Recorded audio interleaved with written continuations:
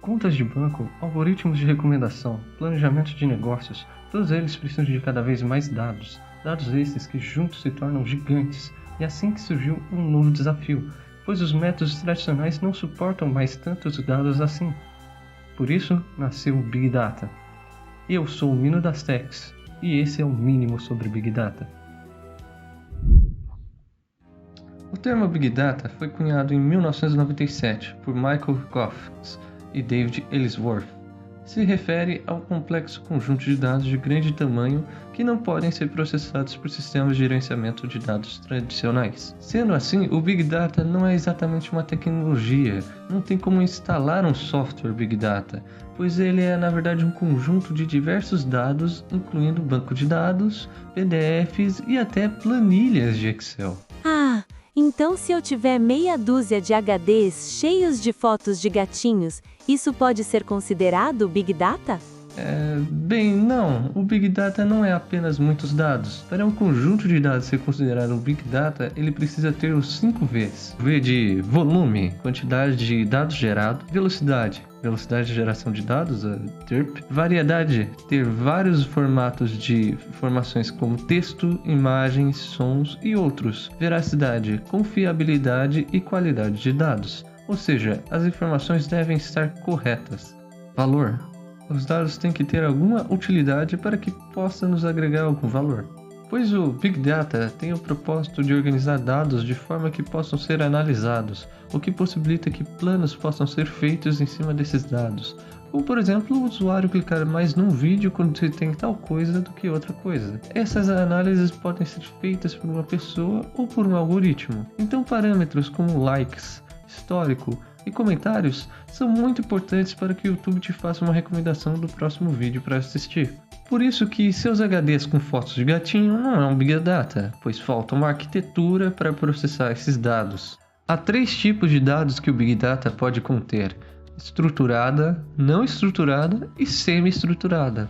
A estruturada tem o seu nome por ter uma organização pré-definida e rigorosa seguindo um esquema fixo. Por exemplo, tabelas, assim permitindo que bancos de dados relacionais como o SQL possam ser usados na Big Data estruturada. Geralmente é utilizado para informações que requerem uma tabela como cadastro de clientes, produtos vendidos em uma certa filial e etc. Já não estruturados são os dados que não podem ser estruturados por tabelas ou regras tradicionais. Seriam elas fotos, áudios, vídeos e outros. Como você poderia estruturar uma música de rock e outra de jazz? Não teria como. Claro que tem. É só colocar uma tabela com estilos e nomes separando uma da outra. Na verdade não. O que você estaria fazendo é pegar uma informação a respeito do arquivo e não a informação no arquivo em si, o arquivo MP3. Mesmo se for da mesma banda, como Iron Maiden, cada música tem informações completamente diferentes, o que impossibilita a sua estruturação. Você poderia até pegar os metadados de uma foto e estruturar esses dados, mas de novo você está voltando ao texto da foto, o título da foto e não a foto em si. Caramba! Isso mostra como o texto é uma mão na roda. Sim, tanto é que em vários programas suas configurações são configuradas através de arquivos de texto, o que nos leva para os dados semi-estruturados. Os dados semi-estruturados são os dados que, embora tenham organização, ela não é rígida, como por exemplo um log de um servidor escrito em JSON. Ele tem uma estrutura, como nesse arquivo sobre cliente. Tem atributos nome, telefone e gênero. No entanto, podemos posteriormente adicionar mais um atributo, como o endereço, diferente de um dado estruturado, onde até podemos criar novos clientes, mas todos eles teriam que ser moldados em atributos fixos sem nenhuma variação.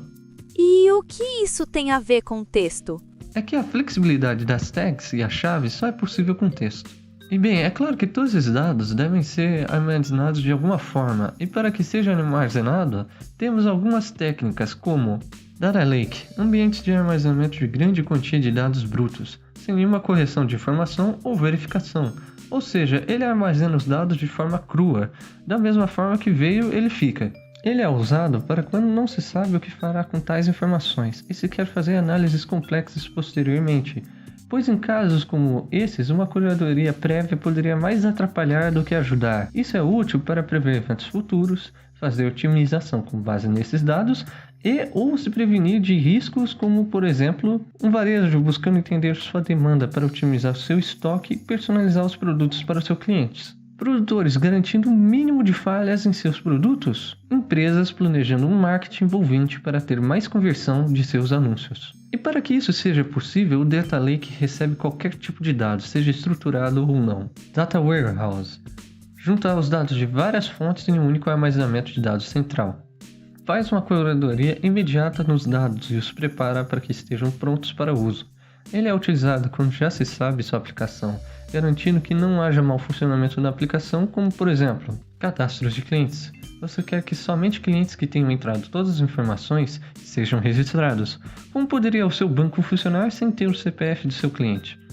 Ou recrutamento, você só quer pessoas com características específicas no seu time. Imagina que você quer recrutar apenas pessoas treinadas em cortar lenha, mas além de vir eles, vem também um carteiro que não sabe nada sobre cortar lenha. Você teria gastado tempo e recursos de forma desnecessária. Portanto, o uso das instruções impostas pelo Data Warehouse é muito utilizada para que se economize tempo.